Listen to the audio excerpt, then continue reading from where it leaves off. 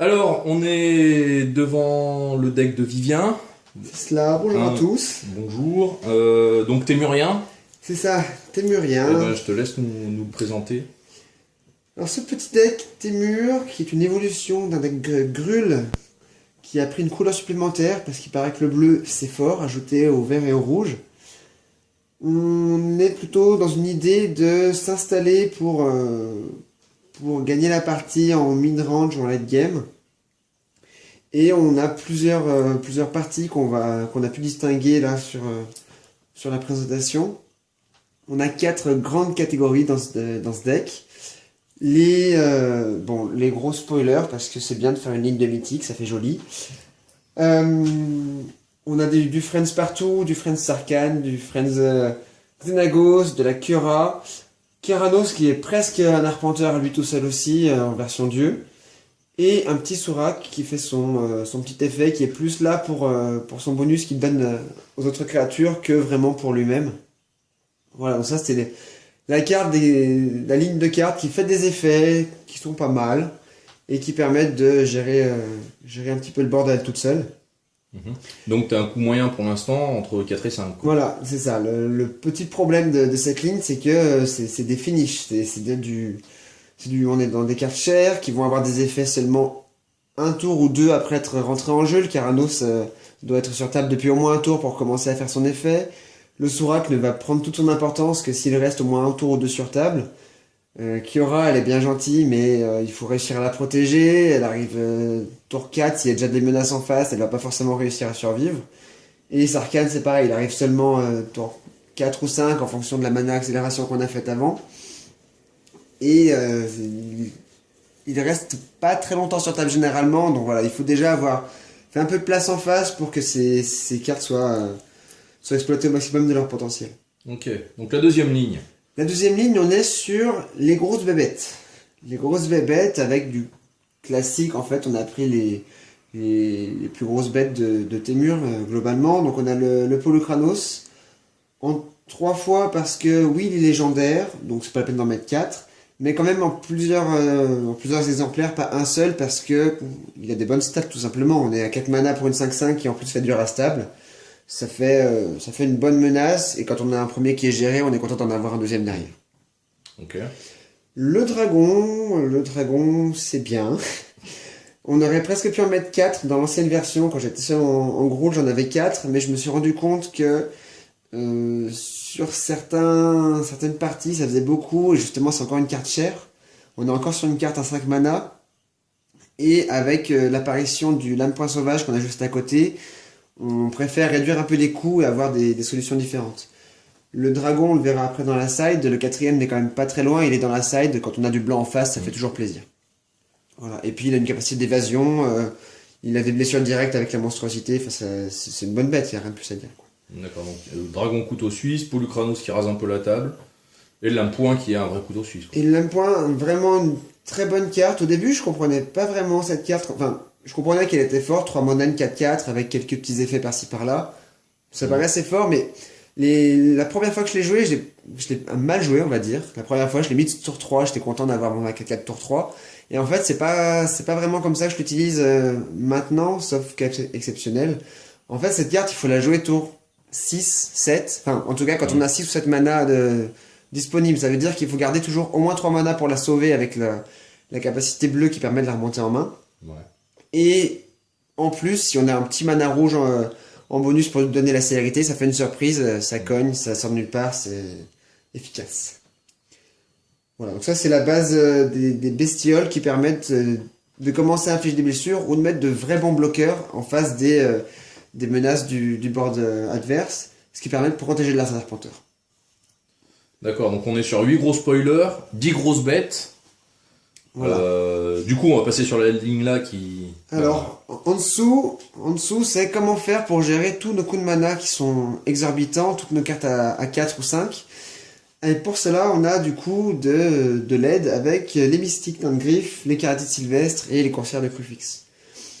Comment présenter ça? On va commencer par vraiment les cartes qui font clairement de l'accélération de mana, donc les mystiques d'un griffe et les kératites sylvestres. Pourquoi les cariatides? Je vais commencer par les cariatides. Ouais. Les cariatides en 4 fois. Déjà, c'est un fixeur qui reste sur table. Parce que la défense talismanique lui permet d'éviter tous les petits blasts. Quand l'adversaire a compris qu'on cherchait à accumuler du mana, il va essayer de tuer nos accélérateurs de mana. Et une cariatide, c'est plus difficile à tuer. Donc c'est un mana qu'on est pratiquement sûr de garder sur table. Qui bloque aussi les petites bêtes. Le 3 d'endurance permet de survivre à pas mal de choses. Et surtout, on a nos 3 couleurs disponibles, donc on peut tout faire avec. Oui, il peut faire les 5 couleurs mana, voilà. Donc du coup, c'est plus intéressant qu'un elfe 1 pour 1 qui s'engage pour faire du vert. C'est ça. Alors là, justement, j'en arrive à la question de pourquoi Mystic Tangriff plutôt justement qu'un Mystic Elf. Le Mystic Elf, je le jouais avant en Grul, c'était intéressant parce qu'on pouvait avoir 3 mana dès le tour 3.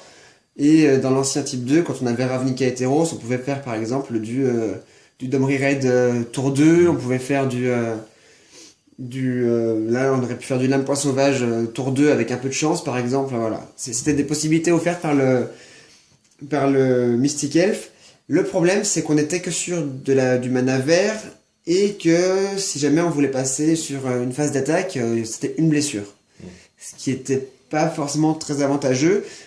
Ici, notamment aussi par rapport à la question de la base land qu'on verra après, j'ai préféré le Mystic Tangriff déjà parce qu'il procure les 3 manas dont j'ai besoin, donc ça ne me bloque pas comme un Mystic Elf. Aussi parce qu'il cogne un petit peu plus fort, il cogne à 2 s'il y a besoin. Et il m'est arrivé de tuer avec des Mystic Tangriff. D'ailleurs, je crois que dans la partie, la partie contre Anatole, ça m'a bien servi. Voilà, ça sert. C'est pas ça qui tue, mais c'est vrai que ça fait un peu le café, quoi. Voilà. Et mine de rien, la mue est intéressante aussi. La mue permet de dégager pas mal de mana parce que donc, on met pour 3 mana en mue. Et quand on le retourne, ça nous coûte 2 à démuer. On le démue, il produit 3 mana. Et en plus, il peut ensuite s'engager s'il n'a plus la balle d'invocation. Donc ça veut dire que... Pour 2, on peut faire 4 mana. Pour 2, on récupère 4 mana pour 2. C'est intéressant, ça permet de lancer des Sarkhan. Polukranos, oui, mais surtout, surtout des Sarkhan, des dragons ou des Suraks.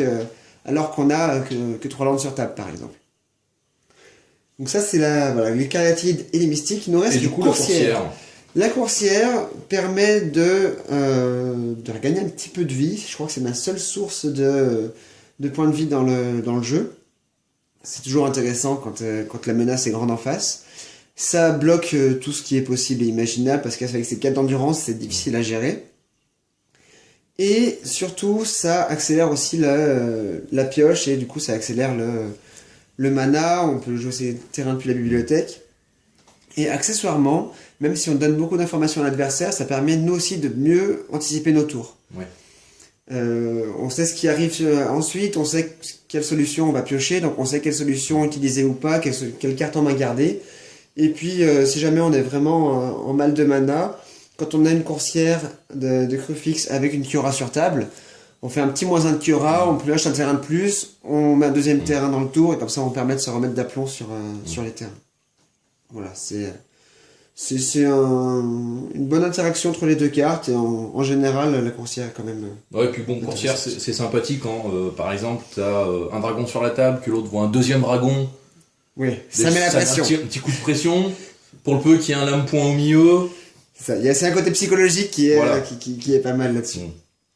Voilà. Et puis, donc ça c'est pareil, on le verra plus tard avec la base land, mais ça permet de faire des coups de fetch gratuits, entre guillemets. Ouais. C'est toujours un gros avantage du vert par rapport aux autres couleurs. Ok. Et puis là, oh surprise, des communes. Qu'est-ce qui s'est passé? Je me suis effondré. Alors, c'est vrai que c'est des cartes que je ne jouais pas jusqu'à présent. Les frappes foudroyantes, les foudres du type 2. Et je me suis rendu compte que ça manquait. Voilà, ça manquait. Il me fallait une gestion rapide et efficace.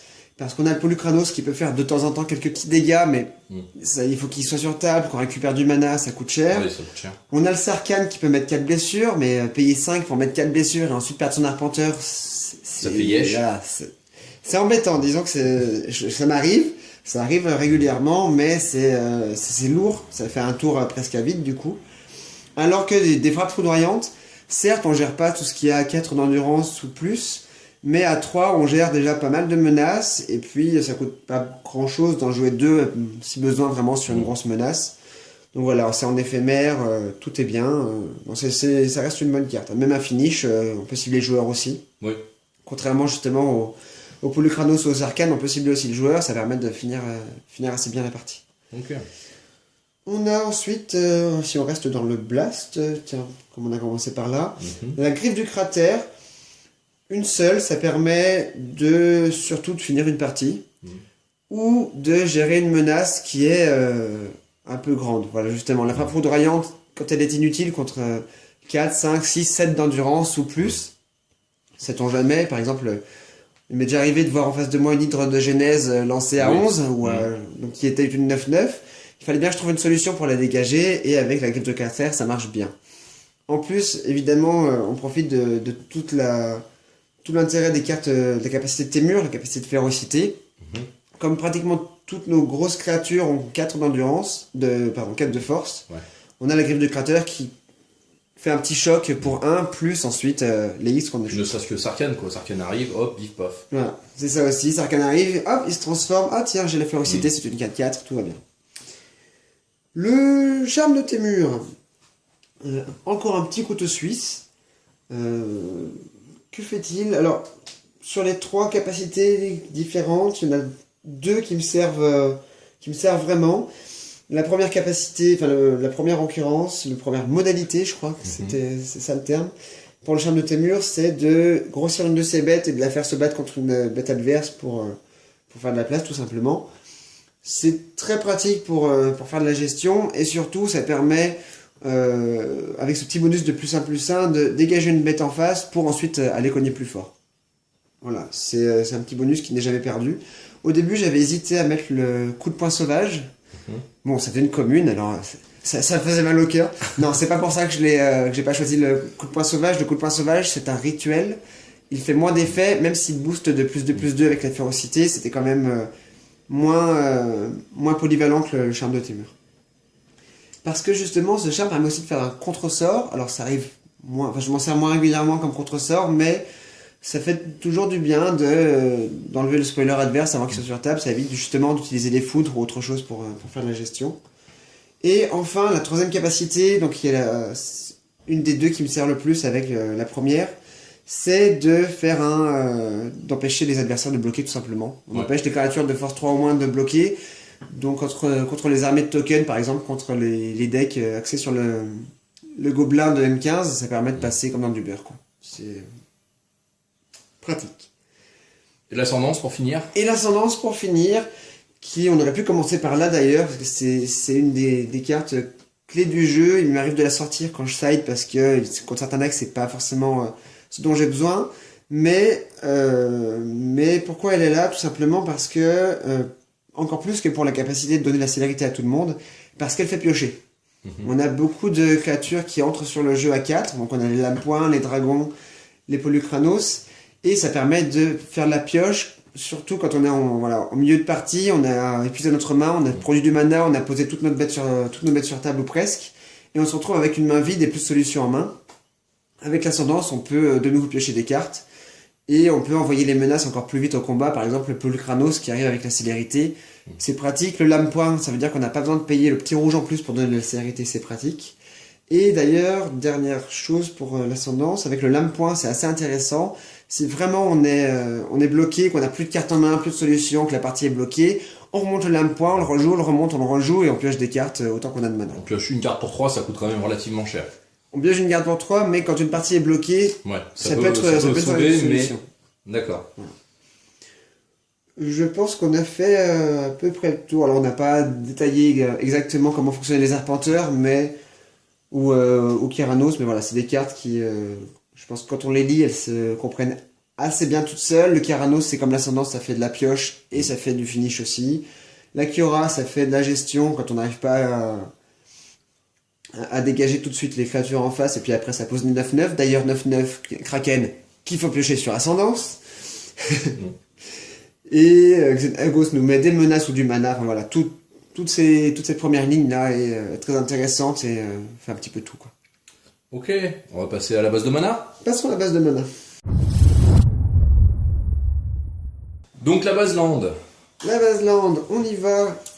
On a ici Alors c'est une tentative de être sûr d'avoir toujours le mana nécessaire avec les meilleures options possibles. C'est-à-dire que soit je ne jouais que des Scrylands pour gérer ma pioche, mais tout arrivait engagé. Soit je ne jouais que des Painlands ou des terrains en tout cas qui coûtaient de la vie, mais du coup je me piquais tout le temps et après je perdais la partie tout seul. Soit je ne jouais que des terrains de base au risque de me retrouver avec des problèmes de couleur de temps en temps. Voilà, exactement. Du coup, j'ai essayé de mettre en place une espèce d'équilibre entre toutes ces solutions. Tout d'abord, j'ai gardé les terrains que je jouais déjà précédemment, donc les Scrylands. On a surtout, donc on a un peu plus de vert rouge parce que c'est les deux couleurs qui sont majoritairement représentées dans le deck, et surtout, si on a du vert, on peut jouer nos accélérateurs de mana, entre autres le mystique et les kératides, qui permettent ensuite de récupérer la troisième couleur si besoin. Enfin, la deuxième et troisième couleur si besoin. Donc on a d'abord du vert, et ensuite du rouge, et encore après du bleu. Donc du Scryland pour gérer un petit peu la pioche, toujours utile avec une coursière, quand on sait qu'on a une mauvaise carte ensuite, on fait un petit scry dessous, et si jamais on a une bonne carte dessus, on sait qu'on n'est pas obligé de jouer le Scryland, on peut le garder pour plus tard, pour gérer une mauvaise pioche plus tard, c'est toujours intéressant. Dans le deck, comme il n'y a plus les Mystic Elf, ça veut dire qu'on n'a pas de tour 1. Donc comme on n'a pas de tour 1, c'est pas grave d'avoir quelques Taplands en début de partie. Donc le temple est très bien pour ça. Ou les bivouacs de frontières aussi qui assurent nos 3 couleurs dès le début de partie, c'est l'idéal. Les autres possibilités, un peu de perte de points de vie malheureusement, mais j'essaie de limiter la perte de points de vie au maximum pour les terrains. Donc déjà, on a mis les Fetchlands parce que c'est difficile de passer à côté. Je suis pas monté à 4 parce que si je jouais 4 Fetchlands, je me retrouvais avec 4 Fetchlands pour 4 lands de base. Ce qui veut dire que si j'avais déjà pioché un land de base par moi-même, j'avais ensuite des terrains qui ne me servaient à rien. C'était assez dommage, et du coup 3 Fetchlands pour 5 lands de base, ça paraît être un bon équilibre, ça tourne assez bien comme ça pour l'instant. Une seule confluence de mana parce que alors l'avantage de la confluence, c'est qu'elle fait tout sans arriver engagée. Elle coûte un point de vie, et surtout en fin de partie, même pour du mana incolore, elle coûte des points de vie. Et en fin de partie, on n'a pas forcément le luxe de payer des points de vie pour du mana incolore. C'est pour ça que les Painlands sont intéressants, bien plus intéressants. Ils stabilisent un petit peu la mana base, et en même temps, une fois qu'on a récupéré les couleurs qui nous manquaient, on n'est plus obligé de se piquer pour jouer. Ensuite, on sort de la rareté, encore quelques communes. J'ai pas pu y échapper. Ouais, voilà. Voilà, il nous faut quand même donc des basic lands, des forêts, des montagnes pour avoir au moins 2-3 lands qui font du mana coloré sans se piquer, et c'est surtout des terrains qu'on va chercher avec les Fetchlands, ce qui permet d'épurer le deck en enlevant des cartes du deck. Et les bivouacs des frontières, comme je disais, c'est du mana idéal parce qu'on a tout ce qu'on veut. On n'a pas le scry, on n'a pas le luxe d'arriver dégagé comme avec un Painland, mais au moins on a les 3 couleurs assurées. Ça marche. On passe à la side ? Passons à la side.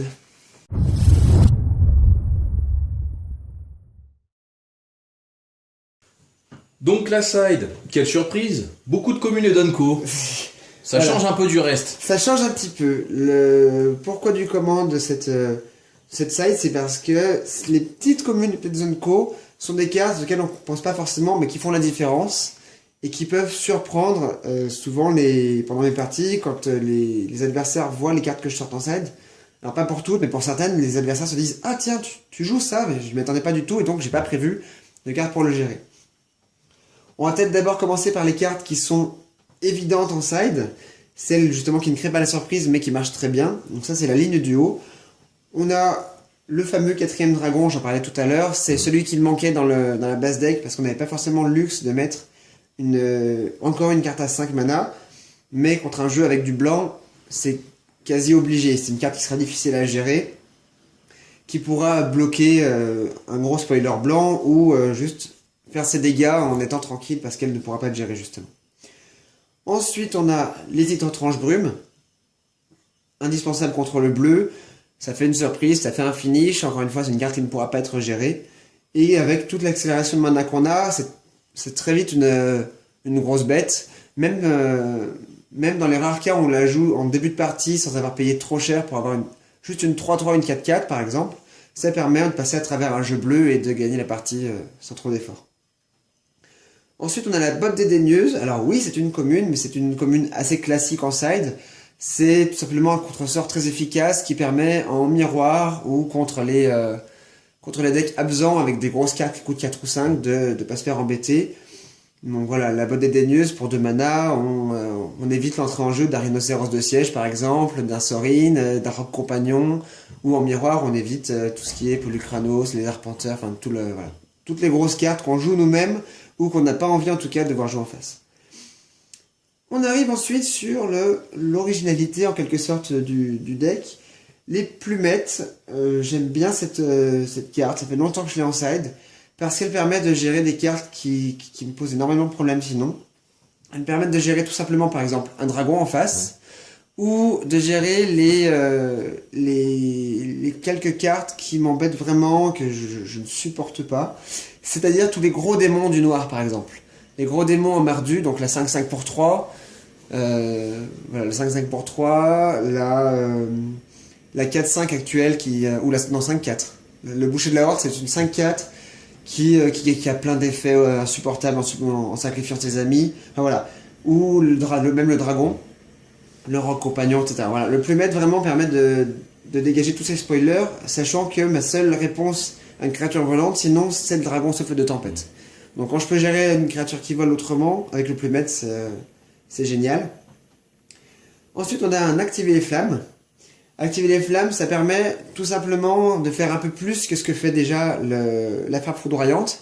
On gagne un dégât, et c'est le petit dégât qui manque pour gérer quelques cartes embêtantes en face. Donc par exemple, justement, un dragon au souffle de tempête, si c'est surjoué en face. Un boucher de la horde aussi. Vraiment, j'aime pas cette carte. Hein. J'ai 3 cartes contre cette carte. C'est-à-dire que le boucher est quand même assez couillu déjà à la base, voilà. Et assez chiant à gérer. C'est ça, donc on profite du fait qu'il n'ait que ces 4 d'endurance pour gérer ainsi. Et en plus, avec la convocation, activer les flammes ne coûte pas si cher. Il faut relativiser cela quand même parce que oui, on peut engager des bestioles, mais comme dans le deck, on a déjà 7 bestioles qui font déjà du mana. Oui. Voilà. Est-ce que convocation la convocation, ça peut servir, enfin ça peut être intéressant quand même, mais c'est pas. Enfin, quand je réfléchis à les convocations, je pense pas à mon Mystic Elf ou à mon Mystic Tangriff ou ma Caratide qui sont déjà en cours des bêtes qui convoquent toutes seules. Quoi. Mais on ne sait jamais, ça peut quand même faire des surprises. Ensuite, les cartes, vraiment que j'ai l'impression d'être le seul à jouer en side alors que je les trouve extraordinaires. Les festivités destructrices, idéales contre les decks enchantement ou les decks qui sont axés sur un enchantement en particulier. Par exemple, tous les decks qui ont un peu de réanimation avec le Foder et Boss, ça permet de freiner tout de suite la brèche. Ou tous les decks blancs qui contrôlent beaucoup avec des enchantements, les pseudo-cercles de l'oubli, les champs de suspension, les enchaînés au rocher, toutes ces cartes qui sont embêtantes.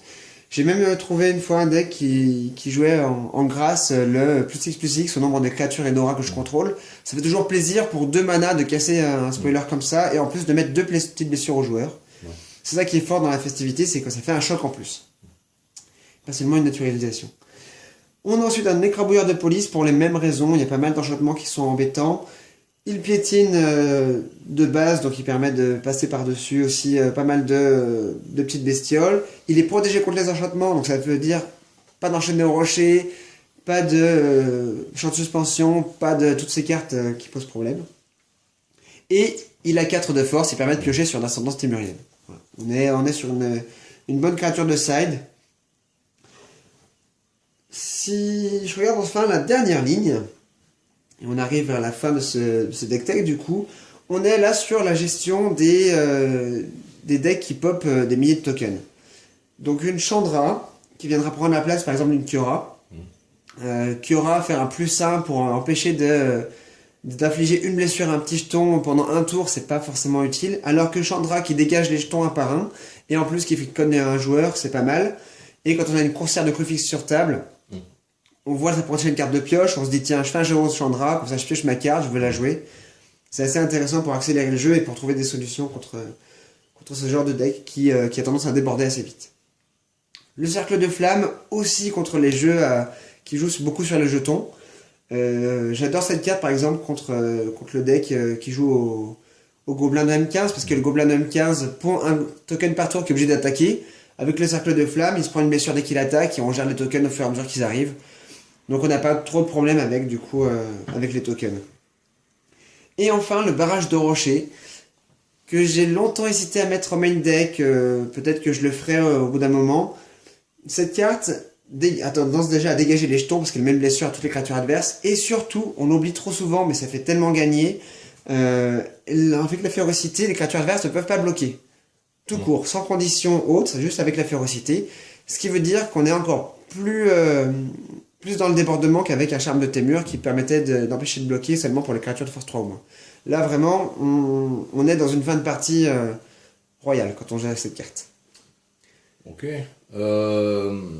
Pour gérer tout ce qui est petites bêtes, tout ça, pourquoi pas préférer une fureur des dieux, par exemple? Alors j'y ai pensé, ça marcherait bien, notamment par exemple avec les cartes qui se ramènent du cimetière, ça aurait été intéressant. Les jeux mardus qui jouent sur le champion qui se ramène du cimetière, ça aurait pu être intéressant de le virer définitivement. Le problème c'est que 3 blessures, ça me coûte cher à moi aussi, ça veut dire que ça dégage mes cariatides et ça dégage mes mystiques Tamgriff. Donc si je lance une fureur, certes je gère le board d'en face, mais je me prive de mon mana et je pense que le deck d'en face rebondira plus vite que moi qui devrait attendre d'avoir de nouveau des landes pour me lancer. C'est pour ça que j'ai pas mis la fureur.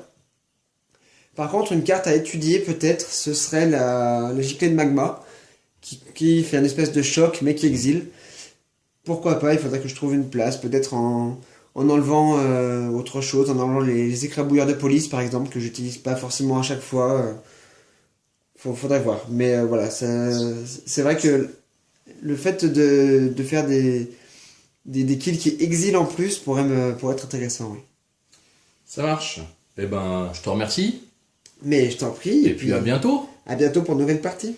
Ciao.